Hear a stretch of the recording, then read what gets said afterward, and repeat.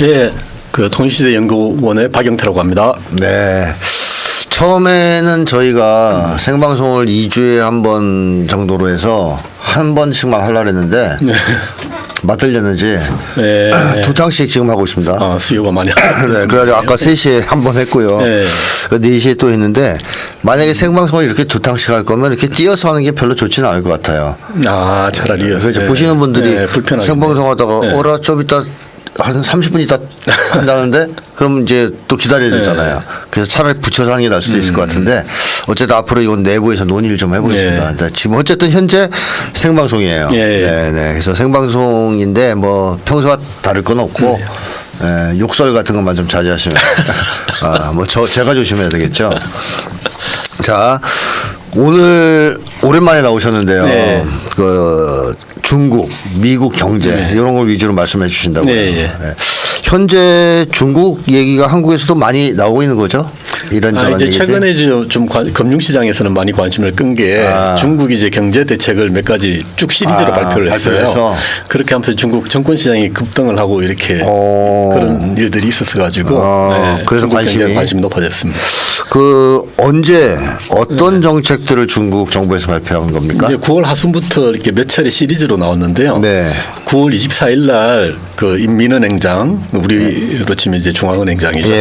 한국은행장. 그다음에 뭐 정권감독원 뭐 이런데 이제 주요 그 금융 책임자 3명이 이례적으로 3명이 다 나와서 기자회견 한 거예요. 같이. 그러면서 이제 이러저러한 이제 금융 부양 정책을 우리가 하겠다 그런 이야기를 했고 그다음 바로 이어서 9월 26일에는 공상단 그 중앙정치국 회의가 있었어요. 거기서 이제 시 주석 주재로 회의를 하면서 뭐 부동산 시장 안정이라든가 앞으로 재정정책 방향이라든가 이래서 또 언급이 있었고. 경제 문제 언급을 했다. 또 10월 8일 날은 그 국가발전개혁위원회에서 기자회견이 있었고 또 10월 12일에 또 재정부 기자회견이 있고 이렇게 쭉 시리즈로 계속 이제 경제 대책을 내놓은 거예요. 그러니까 금융정책, 재정정책 이런 거에 대해서 쭉 갑자기 몰아치기식으로 얘기했다.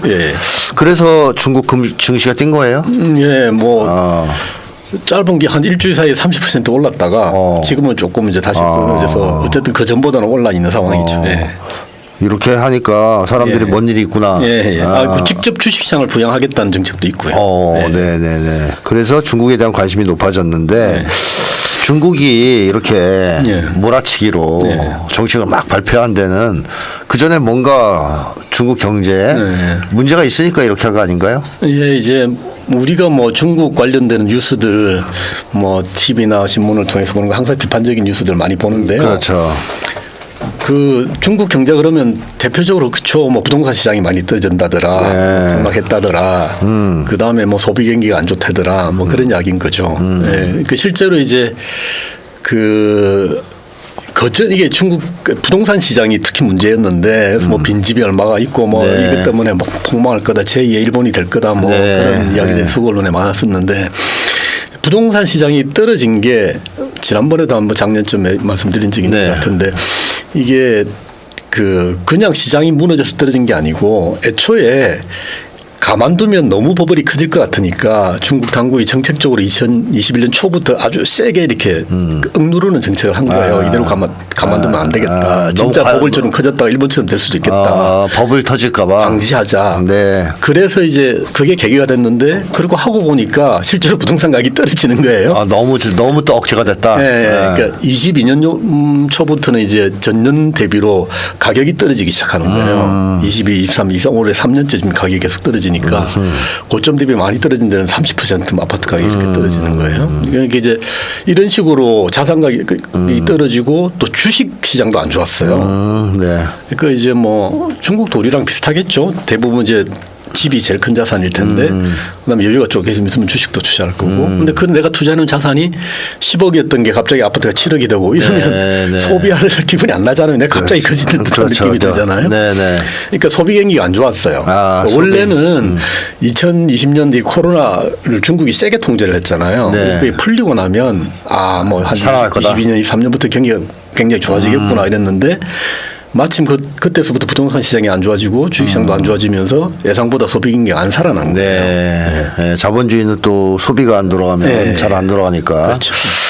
그래서 중국에서 어쩔 수 없이 이렇게 여러 가지 네. 경제 정책이나 금융 정책들을 네. 몰아서 발표할 수밖에 없었다. 네, 그런 배경이 있습니다. 그렇게 봐야 되겠군요. 네. 자, 그러면 이 구체적으로 예. 정책들 아까 쭉 여러 가지 이제 여러 단위에서 발표를 했는데 어떤 것들이 있습니까? 그걸 좀 정리해 본다면. 예, 뭐 어떤 나라나 이렇게 국가에서 경제 정책을 한다면 크게 분류를 해보면 네. 금융에 관한 정책, 금융. 그 다음에 이제 재정 정책 이게 이제 크게 두 분류를 할 수가 있어요. 네. 이제 금융에는 뭐 자본시장과 관련된 것도 포함될 수 있는데 어쨌든 9월 24일 날 처음 이제 금융당국 3총수가 나와서 네. 이야기한 게 이제 내용적으로 금융정책의 내용이 많아요. 네, 이제 거기에 보면 일단 뭐 지급준비율, 은행의 지급준비율을 0.5% 낮춰주겠다. 뭐 그러냐. 이제 지급준비를 낮추면 은행이 대출 여력이 생기니까 네, 네. 시중에 자금이 풀리고 경기를 부양하는. 쉽게 하면 돈을 풀겠다. 예, 맞습니다. 돈을 풀. 물론 그런 정책은 계속 시행해 왔어요. 네. 계속 지준율을 꾸준히 낮춰왔는데 이번에 또 내었고. 그다음에 이제 제일 초점은 일단은 부동산 시장과 관련되는 거예요. 그러니까 아까도 네. 말씀드렸지만 부동산 시장 문제가 심각하다고 하니까 가격도 최근까지 계속 빠지고 있고 그러니까 그래서 부동산 시장과 관련해서 어떤 대책을 내놨냐 그러면 부동산 담보대출 금리를 0.5% 낮춰준 거예요. 근데 통상 금리를 낮춰준다 그러면 네. 기존에 뭐 받았던 사람들은 놔두고 이제 새로 받는 사람한테 적용을 하잖아요. 그렇죠. 근데 이번에는 기존에 대출 받은 사람도 다 낮춰준 거예요. 깎아주는. 네, 깎아줬어요. 아하. 그러니까 그 이자 비용 절감되는 만큼 어쨌든 내가 소비가 그러면 생기겠죠. 부동산 구입이 좀 증가할 수 있겠네요. 그렇죠. 수요가. 네. 지금 가격도 많이 떨어져 있고, 네. 그러니까 실수요자 입장에서는 이제 사볼까 이런 마음이 생기겠죠. 그렇죠. 네. 대출도 싸게 받을 수 있으니까. 그다음에 이제 뭐 어느 나라든 뭐 집을 내 돈 가지고 100% 사는 사람은 없으니까. 네. 이제 은행 중국에서는 이제 자기 자금을 최소 뭐 10억짜리라 그러면 2억 5천 25%는 내라 이렇게 규제를 했었는데 그걸 15% 낮춰줬어요. 집 그러니까 좀 대출을 좀 더 해주겠다는 이야기죠. 네. 내 자금이 조금 적어도 집을 살 수 있게 해주겠다. 자, 그래서 어떻게 부동산 시장도 조금은 살아날 가능성이 있습니까, 이러면? 예, 그리고 이제 이거는 뭐 경제 정책은 아니지만 네. 공산당 회의에서 시주석이 직접 그런 언급을 했어요. 부동산 가격에 대해서 최소한 더 이상 떨어지는 건 맞겠다. 그럼 완만하게 회복할 수 있도록 하겠다. 그걸 이제 시주석 입으로 직접 이야기를 했죠. 뭐 절대적인 권위니까 심리적 효과가 있겠구만요. 크죠, 크겠죠, 그게. 네, 그렇군요. 윤석열이 이런 얘기했으면 아무도 안 믿었을 텐데 그나마 네. 시진핑은 중국 사람들이 좀 믿는 것 같아요. 이거는 뭐 절대적인 거죠. 자, 그다음에 또 어떤 정책들 있습니까? 네. 요거는 이제 부동산과 직접 관련되는 쪽이고 아까 주식시장도 상황이 안 좋다 그랬는데 그렇죠. 또 주식시장은 플러스 뭐 주식시장을 포함한 자본시장 네. 이제 그걸 좀 활성화시키는 정책을 낸 거예요. 그래서 예를 들면 이런 거예요. 뭐 증권회사라든가 펀드라든가 보험회사 같이 이제 주식과 관련되는 금융기관들이 이렇게 주식 투자를 할 때 그 돈을 이제 중앙은행에서 빌릴 수 있도록 그런 채널을 열어줬고 그다음에 이제 기업들이 자기 주식 자사주를 매입하거나 네. 대주주가 자사주를 매입하거나 이럴 때 이제 은행에 대출을 받아서 만약에 주식을 산다 그러면 그 은행이 그 자금을 중앙은행에서 재대출을 또 받을 수 있도록 이렇게 그러니까 중앙은행 입백급이 돼서 자본시장으로 이렇게 자금이 흘러갈 수 있도록 해주겠다 이런 정책을 한 거예요. 자, 그런 식으로 해서 이제 주식 자본시장도 좀 부양을 하려고 하는. 네, 그거 하고 이제 플러스 그러면 주식 가격만 부양하겠다는 게 아니고 내용을 자세히 들여다보면 기업들 간에 이제 인수 합병을 통해서 재편하고 그러니까 뭐 거대화하고 합리화하고 뭐 이런 거 그다음에 이제 혁신산업 우리로 치면 뭐 벤처캐피탈 이런 투자도 이제 더 할 수 있도록 조치를 하겠다 이렇게 한 거예요. 그러니까 두 가지를 다 이야기를 한 거죠. 주식시장이 너무 이제 좀 부진하니까 이건 좀 가격을 회복시켜야 되겠다. 근데 사람들의 이제 소비 심리도 자극하겠다는 거하고 그걸 하면서 또 동시에 그것만 하는 게 아니라 혁신 기업으로 자금이 갈 수 있도록 이렇게 해주겠다. 이제 신질 생산력이라는 용어를 쓰잖아요. 네네. 이제 새로운 첨단 산업을 육성하겠다. 쉽게 뭐 전략적인 산업들, 뭐 혁신 산업들 이런 쪽은 돈이 좀 가게 갈 수 있도록 그리고 구조 조정 같은 것도 좀 하려면 할 수 있겠네요. 인수합병 같은 거에서. 그러니까 아무래도 뭐 어느 나라든 기업이 하다 보면 부실 기업들이 생기게 되니까 그렇죠. 그런 것들을 이제 통폐합을 해줘야 되는 거죠. 자, 그래서 단순하게 경기 부양에만 국한된 대책은 아니다 이런 네. 거고요. 또 그럼 어떤 게 또 있을까요? 그리고 이제 좀 중요한 포인트가 하나 있는데요. 요런 정책을 이야기를 하면서 이제 그 시중은행의 그 자본금을 1조 원 정도 늘릴 수 있도록 해주겠다 이렇게 이야기를 한 거예요. 근데 이게 은행 뭐 이게 국제 결제에는 BIS 뭐 이런 이야기 혹시 들어보실지 모르겠는데 IMF 다 참 우리가 많이 듣던 이야기인데 네. 그 우리나라 IMF 문제가 될 때 이제 은행들이 뭐 너무 부실화돼서 자기 자본 비율이 너무 너무 낮아서 작다. 그래서 외환은행도 그런 식으로 해서 달렸단 말입니다. 나중에 알고 보니 뭐 조작된 거라고 그러겠지. 네. 그러니까 자기 자본 비율이 너무 떨어지면 추가로 대출을 못 해줘요. 그러니까 이제 예를 들어서 내 돈이 뭐 1조 원이 있는데 대출을 한 9조 원 해줬다. 뭐 그러니까 그러면 이제 예를 들어서 예금을 구조 받아서 그걸로 대출을 해줬다 그러면 내 돈 1조 원은 자기 자본이고 고객한테 예금 받은 건 부채예요. 은행 그렇죠. 입장에서. 그렇죠. 그럼 1대 9의 비율이 되잖아요. 네. 전체 10 중에 1이 자기 자본이니까 자기 자본 비율이 10%가 되는 거예요. 10%. 네. 그럼 이런 식으로 역산을 해보면 그럼 자기 자본 1조가 더 들어오면 거꾸로 9조 원 정도 대출을 더 해줄 수 있다는 거잖아요. 그렇죠. 똑같은 비율로 대출을 그렇습니다. 해준다면. 네. 그러니까 이게 1조가 아닌 거죠. 그러니까 이게 훨씬 크다. 네, 실제로. 이게 중국의 GDP 규모가 한 120조 원 정도 되거든요. 네. 최대 10조 원이 대출이 풀린다 그러면 거의 GDP 대비 8% 이렇게 엄청난 유동성이 공급되는 거니까 이거는 근데 이제 자본을 확충해 준다고 그 돈이 자동적으로 대출로 가는 건 아니에요. 그렇죠. 은행들이 대출을 하는 영업 행위를 해야 되는 거니까. 다만 이제 근데 어쨌든 그렇게 그럴 수 있는 여유는 생긴 거죠. 넓혀줬다 이거죠. 네. 어째 한계를 올려줬다. 네. 근데 갑자기 궁금해지는 것은 말이죠. 지금 전 경제를 잘 모르니까 네. 1조 위안이 우리나라 돈은 얼마나 됩니까? 대략 200조 원 정도 되죠. 200조 원. 네, 정확하는 한 190조 원 정도 될 텐데요. 그냥 그래요? 러플리. 역시 중국 경제 규모가 크구만요. 네, 그렇죠. 이해가 되죠. 네.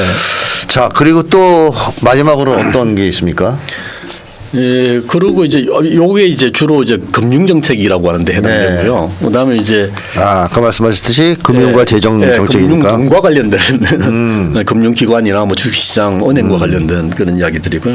그다음에 이제 또 재정 정책이 있는데 네. 이거는 이제 재정 정책 말 그대로 이제 국가가 돈을 써서 그렇죠. 이렇게 뭐 경제 특정한 산업을 지원한다든가 뭐 소비를 진작시킨다든가 뭐 이런 건데요.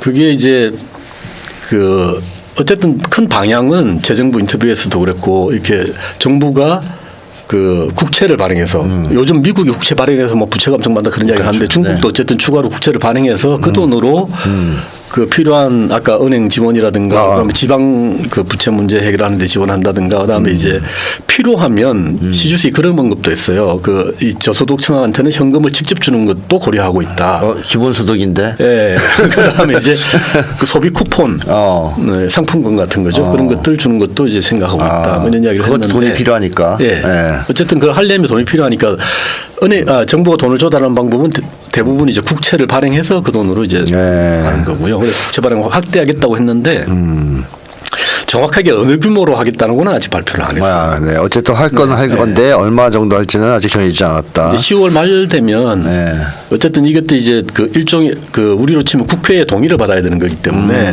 10월 말에 전국인민대표자 대회 상임위원회가 있어요. 아마 거기서 논의해서 결정을 하게 될 것 같습니다. 네, 그렇군요. 그때 이제 결과를 보면 구체적인 숫자가 나올 것 같습니다. 이게 재정 정책이 맞긴 맞는 것 같네요. 얘기를 들어보니까 윤석열이 하는 건 재정 정책이 맞나요?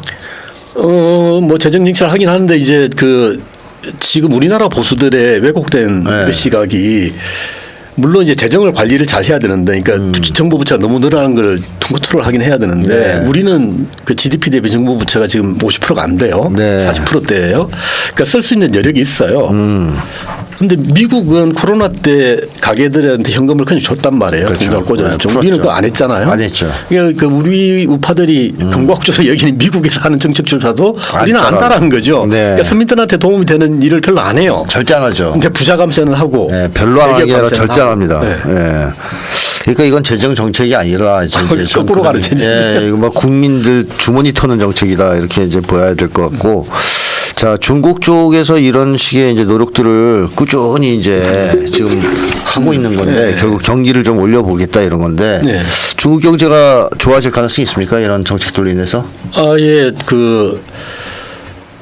이 중국 정부가 이렇게 정책적으로 경기를 부양했던 대표적인 사례가 네. 2008년에 글로벌 금융위기가 있었잖아요. 그렇죠. 이제 예. 시발은 미국에서 터졌는데 네. 문제는 미국 놈들이 일으켜놓고 결국 지나고 놓고 보니까 중국이 세계 자본주의를 구했다. 뭐 그런 이야기가 들렸는데 왜 네. 그랬냐면 2008년도 그 사태가 터졌을 때 중국은 그런 경험을 해본 적이 없어서 깜짝 놀란 거예요. 네. 어쨌든 당시만 해도 중국이 주로 수출 위주로 경제를 이끌어왔고 그 수출의 대표적인 시장이 미국인데 미국에서 저렇게 경기가 안 좋고 우리 상품 안 사주면 우리 큰일 나겠네. 이런 위기의식 때문에 4조 위안을 그때 푼 거예요. 그러니까 지금은 한 몇 조 위안, 10조 위안 이야기하지만 그때 4조 위안은 크다 이거죠. 비율로 따지면 거의 그 당시 GDP의 10% 가까운 규모였어요. 이제 그 돈을 풀면서 이제 인프라 투자도 하고 뭐 이렇게 해서 경기를 살린 거예요. 네, 그 당시에. 네, 그런 경험이 있죠. 네. 네. 그래서 결과적으로는 중국이 세계 자본주의를 구했다. 뭐 이런 중국이 안 이야기까지 했으면 네. 수습이 안 됐을 것이다. 근데 이제 이번에는 비율로 따지면 금액은 훨씬 커졌지만 그 사이 중국 경제가 워낙 커져가지고 네. 비율로는 그때보다 조금 적을 수는 있는데 어쨌든 직접적으로 뭐 주식시장도 부양하고 그다음에 부동산 시장도 최소한 방어를 하겠다고 했고 효과가 있을 것 같아요. 그다음에 이제 재정 정책을 직접 쓰기 때문에 그렇게 효과가 있을 것 같습니다. 그리고 이제 정책이 잘 먹혀들려면 정책을 하는 당국이 얼마나 강력한 의지가 있냐, 또 그렇죠. 현실적인 필요성이 있냐 이런 네. 거하고 그다음에 정책을 쓸 수 있는 수단이 있냐 이건데요. 네. 근데 필요성 측면은 아까 쭉 이야기했지만 코로나 이후로 생각보다 경기가 계속 안 좋았다. 이대로 계속 두면 곤란하겠다. 뭐 중국이 디플레다 뭐 이런 이야기까지 나왔었으니까 그런 필요성이 분명히 있는 그런 거고. 점에서 이제 네. 정부 중국 당국의 의지가 분명하다. 네, 의지가 분명하고 그다음에 또 하나 정책 수단이 여유가 있다는 거죠. 있다. 그건 대표적으로 어떻게 볼 수 있냐면 그 중국의 중앙 정부는 부채가 중국 GDP 대비 25% 수준밖에 안 돼요. 근데 미국은 그게 125%거든요. 아, 그렇죠. 네. 아마 거의 뭐 130%를 향해서 달려가고 있을 텐데 네. 그렇게 비교를 하면 중국은 중앙 정부가 채권을 발행해서 재정을 쓸 수 있는 여력이 얼마든지 많다. 있다는 거죠. 네. 사실은 이제 중국 지방 정부가 조금 문제이긴 한데 네. 어쨌든 중국이 중앙 정부 입장에서는 지방 정부 부채 문제도 그러니까 중앙 정부의 능력으로 일부분 지원하겠다 이런 이야기고요. 그렇군요. 또 하나 이제 재밌는 게 아까 이제 금리 이야기는 제가 안 드렸었는데 그 중국이 최근까지 경기 상황이 별로 안 좋았다 그랬잖아요. 그렇죠. 소비도 네. 별로 안 좋고 이 배경이 그랬더라고 했는데 그게 이제 거시적으로 보면 어떤 걸로 나타나냐면 금융시장에서 그 시중의 금리가 떨어져요. 그러니까 중국의 10년 만기 국채 금리가 대략 얼마쯤 될 것 같습니까? 모르죠. 이자가. 네, 저는 그런 건 전혀 모릅니다. 이게 이제 미국은 4%예요. 지금 4%? 그게 10년짜리가. 아, 통밥으로 찍으라. 한번 찍어보세요. 네, 그러면 2%. 정확합니다. 반땡. 이게 사실은 요즘에 반땡이 유행이에요. 네, 반땡한 겁니다. 사실은 네. 고도 성장하는 그 개발 도상에 있는 나라들은 금리가 높은 게 정상이에요. 선진국들보다. 그런데 그러니까 중국이 5% 성장하고 이렇게 있으면 사실은 금리는 적어도 4, 5%뭐 이렇게 되는 게 정상인데 금리가 낮다는 거는 낮으면 이자병이 낮으니까 다 회피한 거 아니냐 이렇게 생각할 수도 있지만 이자를 내야 되는 사람은 당연히 이제 회피하긴 한데 이거는 어떤 증상을 나타내냐면 경제의 총 수요가 부족하다는 걸 나타내는 징표예요. 그러니까 경제가 활발하고 잘 돌아가면 자금 수요도 많기 때문에 이자가 높아지는데. 이자율이 높아져요. 네. 근데 이제 중국도 그전에는 금리가 6% 뭐 5% 이렇게 하다가 지금 7, 8년째 계속 떨어져서 지금 최근에 2%까지 떨어진 거예요. 예를 들면 돈 빌리는 사람이 없으니까 네, 돈 빌리는 사람이 없다. 그냥 금리를 깎아주는 수밖에. 그게 이제 또 역설적이게 중국 실제 시민 가게는 돈이 없어서 돈을 못 쓰는 게 아니고 돈을 은행에다 넣어놓고 있어요. 돈이 남는 거예요. 어떻게 보면. 그래요? 그래서 금리가 이렇게 낮은 거예요. 네. 그 사람들 왜 돈을 안 써요? 이제 그게 아까도 이제 벼락거지 이야기 잠깐 했는데 내가 가진 집값이 2년 전에 비해서 지금 10억 하는 게 7억이 됐어? 심리적으로 그러면 불안해. 내 소득은 뭐 월급은 꼬박꼬박 들어와도 괜히 불안하잖아요. 마음이 불안. 그 효과가 커요. 그렇군요. 네. 그래서 이제 더 놔두면 안 되겠다 그래서 부동산 주식시장을 좀 방어를 해야 되겠다는 게 나왔고요. 그래서 이제 정부의 부채 비율이 낮기 때문에 부채를 더 이제 동원해서 지원할 수 있는 여력이 있고. 찍을 수 있고. 근데 마침 그렇다고 했을 때 낮은 금리의 국채 발행이 가능한 거예요. 그러니까 미국 애들은 지금 이제 국채 재정을 발행하기가 쓰려면 그 세니까 지금 국채를 발행하면 4% 이자를 주고 발행해야 되잖아요. 그렇죠. 중국은 2% 이자만 주고 발행이 지금 가능하다는 더 유리하다 이거네요. 네. 중국이 그 실업 문제가 좀 있지 않습니까? 심각하지 않습니까? 제가. 예. 그래서 이제 그것도 이런 정책이 나온 배경이죠. 그러니까 그것도 좀 좋게 만들겠다. 전체 실업률은 낮은 거, 그렇게 높은 건 아닌데 네. 청년층 실업률이 좀 높게 나오죠. 청년층. 네. 그러니까 청년들이 취업해야 되니까 청년들이 느끼는 어쨌든 경기를 활성화시키고 새로운 혁신 일자리도 만들고 이렇게 돼야 되는 거죠. 네. 우리나라도 문제인데 이건 얘기하기 싫고요. 지금 뭐 얘기해봤자 소용도 없는 상황이고. 자, 그래서 중국이 지금 미국보다는 유리하기 때문에 이런 정책들을 활용하면 예. 전반적으로 중국 경제가 좀 좋아질 것으로 뭐 예상한다 이렇게 예, 보시는 거죠. 그렇죠. 예. 네. 자, 그러면 지금까지 중국 얘기를 쭉 했는데요. 마지막으로 중국과 관련해서 좀 더 얘기하시고 싶은 게 있습니까? 이번에 나온 대책들과 관련해서는 그 정도로 뭐 이야기를 하면 될 것 같습니다. 네, 그러면 이제 미국 얘기 좀 해야 될 것 같습니다. 예. 그 지금 미국 경제에 대해서 뭐 경기 침체가 올 거란 말이 있었다가 이제는 아니다라는 얘기도 나오고 막 그래요. 근데 사실 경기 침체가 항상 있죠. 상당히 오랫동안 있었지 않습니까? 특히 네. 이제 금리와 관련해서도 그렇고요. 네. 또 어떻습니까 지금 경기 침체 네. 가능성이 있습니까? 이제 가능성이 이게 있죠. 있는데 확률적으로 가능성이 있는데요. 네. 이게 이제 그 주류 경제학을 하는 쪽에서도 이런 이야기를 많이 하는데 이게 저희가 차트를 보여드렸으면 좋긴 한데 지금 아직 준비가 안 된 것 같은데 이게 그 과거의 쭉 사례를 보면 그 미국이 그 장단기 금리 차라는 게 있는데요. 아까 이제 10년 만기 국채 뭐 그런 이야기를 했었잖아요. 네. 네. 그런데요. 네. 요겁니다, 요거. 하얘 하나도 안 보이네. 잘안 나중에 보이죠. 그 네. 편집할 때는 요거를 이제 네. 자료를 보여드리겠습니다. 그렇게 했습니다. 네. 근데 이제 어쨌든 그 10년짜리면 장기 국채잖아요. 통상적으로 이제 그 만기가 긴 채권이 금리가 높아야 돼요, 이자가. 상식적으로 그렇죠, 길어주는 기간이 네. 위험이 있으니까 네. 금리가 높고 그다음에 1년짜리 뭐 3개월짜리는 금리는 낮는 게 맞죠, 상식적으로. 근데 이제 경제가 안 좋아지면 어떤 현상이 벌어지냐면 그 이게 그 10년짜리 긴 금리는 시장에서 형성이 돼요. 이게 채권이 그 이제 사고 팔고 하면서 금융시장에서 금리가 형성이 되는 거고 이 짧은 금리는 중앙은행의 기준금리에 따라서 연동이 돼요. 막 움직인다. 네. 그러니까 정책적으로 움직이는. 네. 그 이제 그 코로나 지나고 나서 인플레이션이 미국에서 막 생길 때 그렇죠. 그래서 금리를 올렸다고 그래서 하는 건데요. 금리를 올렸을 때 어떤 걸 올리냐면 기준금리를 올린 거예요. 중앙은행 기준금리를. 네. 그러면 장기금리가 이 자리에 있는데 기준금리가 이렇게 올라오면 금리가 역전이 되잖아요. 네. 네. 아까 미국의 10년 물금리가 4%라고 그랬잖아요. 지금 기준금리는 5.5%까지 올라갔다 이번에 0.5% 낮춰서 5%예요. 아직도 역전돼 있는 거예요. 그러네요. 이게 정상적인 상황이 아닌 거죠. 네. 네. 이 상태가 이상한 상태예요. 근데 이런 상태가 벌어지고 나서 한 1년 반, 2년쯤 지나면 꼭 경기 침체가 오더라. 네, 오더라. 그러니까 이 기준금리를 올리는 것 자체가 금융적으로 긴축을 한다는 이야기거든요. 그렇죠. 금리가 높아지면 사람들이 소비를 마음대로 못 하니까. 네. 근데 문제는 이게 시차가 있는 거예요. 금리를 지금 올리면 뭐 내일부터 이렇게 바로 오르는 거 경제에 영향을 아닙니까? 주는 게 아니라 이게 한 1년 반, 2년 정도 영향을 줘요. 미국에서는. 왜 그러냐면 이게 우리는 그 금리를 올리면 가게 그러니까 이제 서민들이 바로 그 영향을 받아요. 네. 대표적으로 그건 미국도 마찬가지인데 가게가 가장 많이 쓰는 금리가 주택담보대출. 네. 그렇죠. 집 살 그게 때. 굉장히 민감한데 우리는 변동금리가 많아서 한국은행이 금리를 올리면 바로 이제 은행의 내 금리도 올라가는 거예요. 네네. 그런데 미국은 거의 고정금리예요. 그래요. 그런 측면에서는 오히려 그 가게가 좀 보호되고 있는 측면이 있는 건데, 네.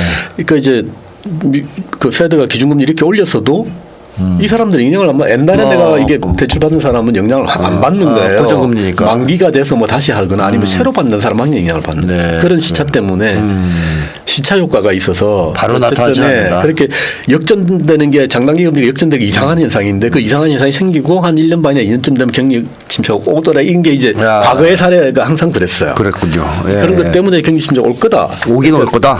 뭐 늦어도 내년 상반기는 올 거다. 이게 이제 대부분의 주류 경제학자들도 그렇게 인정하는 상황이죠. 네, 지금도. 그러니까 뭐 미국 정부에서 이것저것 경기가 좋아지고 있다고 얘기하지만 궁극적으로 시점이 언제일지는 특정할 수 없지만 올 것이다. 경기 그거는 침체가. 이제 굳이 제 의견을 묻는다면 그거 좀 불분명해요. 이게 좀 그 이번에 경기 미국의 경기 사이클은 과거에 없던 사이클인데 왜 그러냐면 코로나 터지고 나서 이게 정부가 부채를 엄청 동원하고 있는 거예요. 이런 적이 없었어요. 그냥 돈을 엄청 풀었다 네. 이거죠. 네.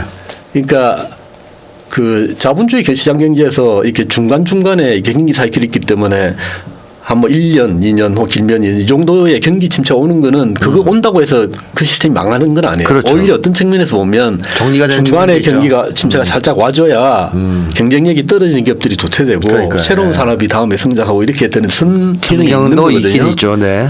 그런데 지금 미국은 그렇지 않아요. 그게 어떻게 보면 역설적으로 미국 경제가 근본적으로는 좀 취약해져서 그 정도의 침체 자체도 용인할 수 없는 상황일 수도 있다는 해석도 가능한데요. 견디기 어려울 수 있다. 그래서 그걸 막기 위해서 지금 그 정부가 엄청 이제 돈을 풀고 있는 거예요. 재정. 지금도 풀고 있습니까? 네, 지금도 계속. 그러니까 코로나 때는 정말 천문학적인 돈을 풀었고요. 네. 지금은 그보다는 못하지만 비슷한 추세예요. 아, 거의 비슷한 정도로 추세. 지금도. 근데 이제 오. 그 반대로 이제 중앙은행 페드는 네. 조금 이제 통화량을 긴축을 하긴 해요. 네. 그렇지만 네. 전체적으로 볼 때 네, 여전히 근데 많이 정부는 계속 돈을 풀고 있고. 정부가 많이 풀고 있다. 재무부가. 그러니까 이제 결국 찍는 거 아니에요, 막 네. 달러 팍팍 찍는 거 아니에요. 구체를 찍든 뭘 달러. 달러를 찍는 거하고는 직접 연결되는 그렇게는 그래요? 조금 다르긴 한데 어쨌든 네. 그 정부가 부채를 동원해서 경기를 계속 이게 이제 뭐 짧게 보면 선거 때문일 수도 있고 이제 요게 이제 조금 이야기가 그러니까 커질 대체로 수도 있긴 해. 국채 예, 발행으로. 국채 그러니까 정부는 국채를 발행해야지 돈을 그렇게 해서 돈을 조달하는 푼다. 거니까. 네, 그래서 예. 국채를 계속 발행하고 있다. 예, 예. 근데 그게 다 빚지는 거 아니에요? 거의 빚이죠. 예. 그럼 채권을 미국이 발행하는 거죠, 아까 말씀하셨지만 미국이 그 중앙 정부가 지고 있는 부채가 엄청나지 않습니까? GDP 아까 125% 정도 되죠. 네, 그게 130% 계속 늘어날 거 아닙니까? 네. 이렇게 하면. 네. 그러니까 언제까지 할 수 있어요, 이거? 이제 그게 문제예요. 그게 이제 사실은 네. 그 비율로만 따지면 절대값이 어디가 임계점이다라는 건 없어요. 왜냐하면 일본이 예. 일본 그 정부 부채는 GDP의 거의 250% 250% 이런 수준이거든요. 그러니까 일본이 보여준 선례가 있어서 이게 뭐 2% 넘어가면 곧 망한다 뭐 이런 절대값이 있는 건 아니에요. 아니다. 예. 근데 이제 어쨌든 부채가 계속 떨어지면 그 나라 통화에 대한 신뢰는 떨어지긴 하죠. 통화에 대한 신뢰가 떨어진다. 네, 그렇죠. 자, 그럼 일본이 이렇게 부채가 높아서 엔화 가치가 떨어지는 것이라고 볼 수 있겠습니까? 뭐 최근에 물론 이제 그게 배경이 되죠. 국가 부채가 높은 게 높은 게 예, 하나의 예, 배경 예, 원인으로 작용할 수 예. 있다. 근데 일본은 250%까지 갔는데 아무 일 없어요? 그게 이제 제가 정확한 통계를 가지고 있지는 않는데 미국하고 일본은 조금 다를 수는 있어요. 향후 전개 방향이.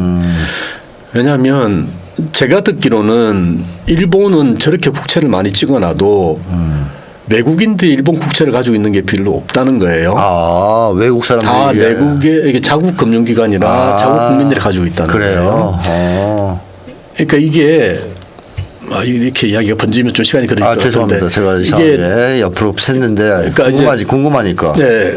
극단적으로 부채가 높아지면 성경에도 희년 뭐 이렇게 해가지고 뭐 몇 년마다 이렇게 부채가 너무 이제 탕감해지고 이런 게 있잖아요. 네. 그러니까 내국인들까지만 누가 어느 한 그러니까 정부, 기업, 가게 이렇게 크게 봐서 어느 쪽이 부채가 너무 많거나 그러면 극단적으로는 탕감해버리면 돼요. 통치자. 네. 그럴 수도 있다. 근데 이게 그럼 국외로 가면 이게 외교 관계가 되고 잘못하면 전쟁으로 되는 거죠. 야, 돈 내가 떼먹었어 이 자식아 이렇게 해서. 이렇게 되는 거죠. 제3세계 뭐 아르헨티나나 이런 나라는 가끔 가다가 이렇게 아예 뭐 그렇게 모라토리움 그건 같이. 뭐 절대적으로 갚을 능력이 없으니까 채권자 입장에서도 내가 100을 빌려줬는데 30이라도 받자 이렇게 되는 거죠. 네. 그러니까 일본의 부채는 미국과는 좀 성격이 다르다. 근데 미국의 부채는 외국인들이 꽤 가지고 있어요. 한 25% 그러니까 이거 정도? 떼먹기 힘들다 이거죠. 네. 우리나라도 많이 갖고 있겠네요. 많이 가지고 있죠. 그럼 미국이 떼먹으려고 하면 한국과 떼먹겠네. 그렇군요. 자, 그렇게 부채 문제가 미국은 또 일본하고 다르기 때문에 뭐 지금 150%인데 일본이 250이니까 아직 100% 남았어. 이렇게 할 수 있는 상황이 아니다.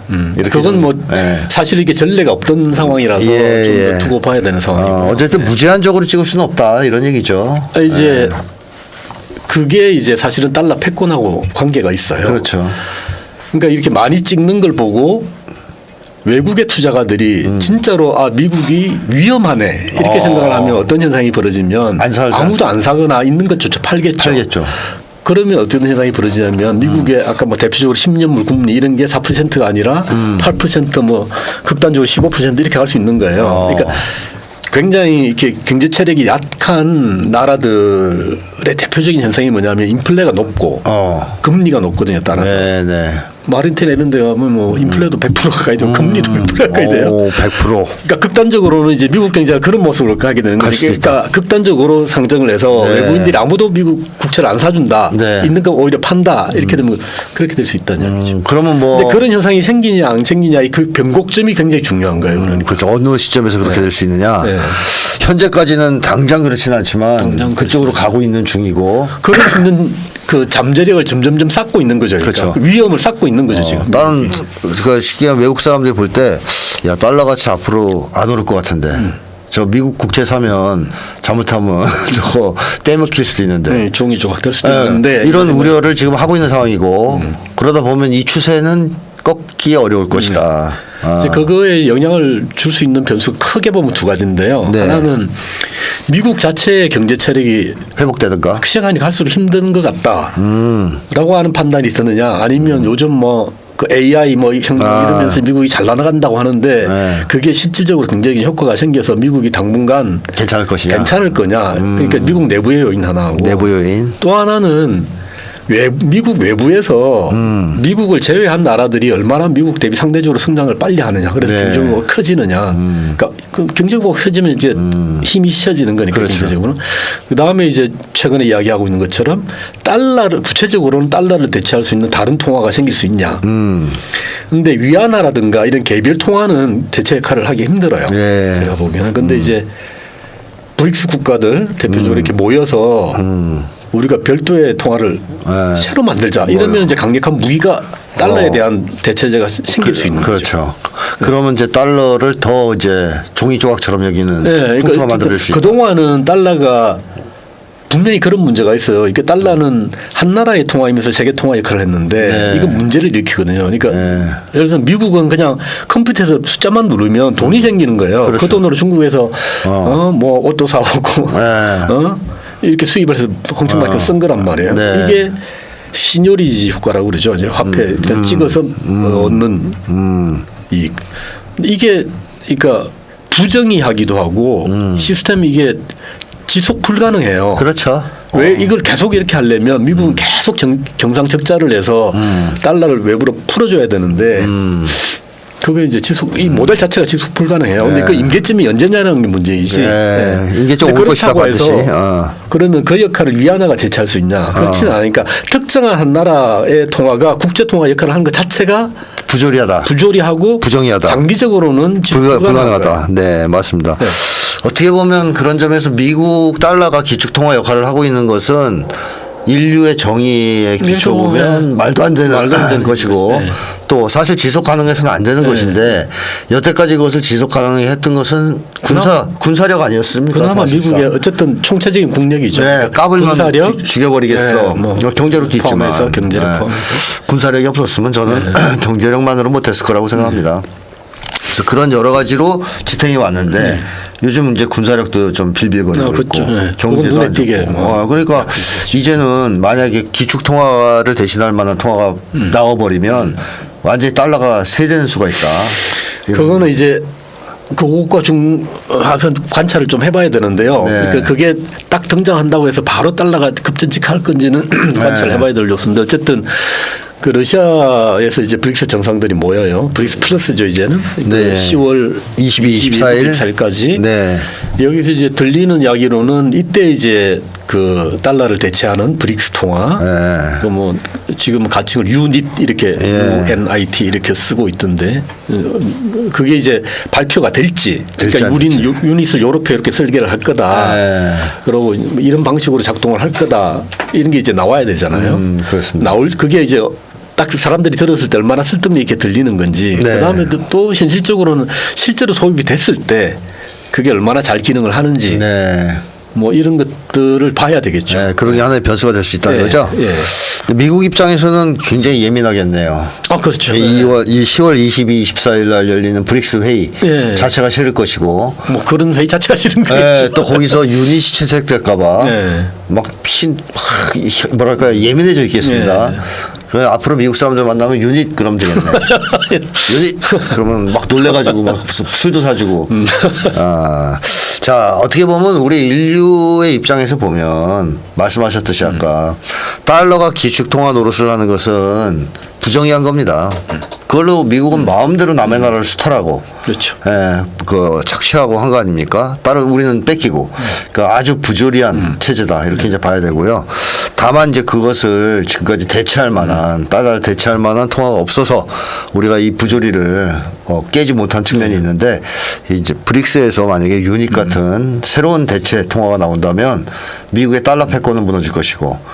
군사 패권의 붕괴와 더불어서 미국의 몰락도 가속화될 것이다. 뭐 이렇게 볼 수 있겠습니다. 시간이 뭐 언제냐의 문제지 결국에 되긴 될 겁니다. 그죠? 네. 네, 네. 그렇죠. 시간의 문제죠. 네, 맞습니다. 네. 자, 빨리 될 수도 있고 늦게 될 수도 있고요. 네. 사실 이 이 대체통화련 그 유닛 같은 아이디어는 이번에 처음 나온 게 아니고요. 그렇죠. 네. 2차 전직 후에 아, 네, 벌써 그 그때 영국 나왔습니까? 케인즈가 이 안을 내놨어요. 그때 케인즈가 이름을 방코르라는 이름으로 내서 방코르. 특정한 하나 나라의 통화를 가지고 하면 안 국제 교류를 된다. 하면 안 된다. 이건 문제가 생긴다. 이건 부정의하다. 새로 만들고 아, 물론 네. 그때 방코르 같은 통화는 개인들이 쓰는 통화는 아니에요. 주요국 은행들 간에 금융기관들 간에만 이제 거래하는 그래서 그런 미국- 이야기 이미 나왔었어요. 미국 케인즈를 싫어합니까? 그래서 케인즈가 좋은 얘기 했네 그 당시에 네. 나름. 네. 자 어쨌든 우리 인류가 옛날부터 사실 생각했던 것이다. 왜, 예, 왜 미국 통화가 기축 통화가 돼야 되느냐? 그렇죠. 여기에 대한 의무는 이미 그때부터 있었다 이런 얘기죠. 자 오늘 뭐 어려운 얘기인데 주제인데 쉽게 말씀 잘해주셔서 아주 즐거운 시간이고 유익한 시간이었던 것 같습니다. 고맙습니다. 예, 감사합니다. 네, 마치겠습니다. 감사합니다.